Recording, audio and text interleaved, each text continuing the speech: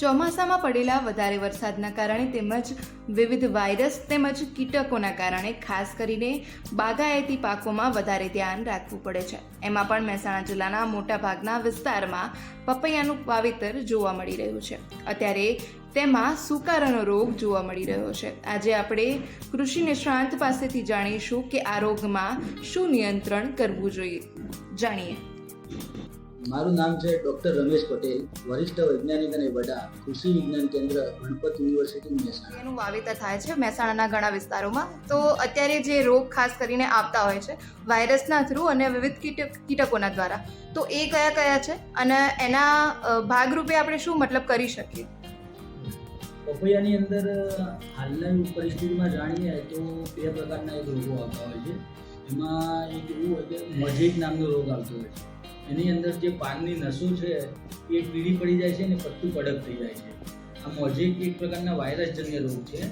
તેના માટે કોઈ એવો રાસાયણિક દવાનો કે એવો કોઈ ઈલાજ નથી, પણ એને આગળ વધતો અટકાવવો હોય તો એનાથી આપણે જો આના ઉપર જંતુનાશક દવા છાંટી અને એનો નિયંત્રણ કરવામાં આવે તો પહેલાં અટકાવી શકીએ છીએ. સાથે સાથે અમુકમાં પાન ઉપર બદામી કલરના ટપકા પડતા હોય, એટલે કે લીફ સ્પોટ છે, પછી કે મૂર્ખાઈ આવતી હોય અથવા ઉપર પાનના ટપકાનો રોગ હોય તો ફૂગનાશક દવા પણ તમે સાથે મિક્સ કરી શકાય છે. એટલે જો આવું પપૈયામાં દેખાય અને પપૈયાનું પાન પીળું પડતું હોય અને નસો એવી થતી હોય, પત્તું કડક થતું હોય તો મોઝેક જેવો રોગ કહી શકાય.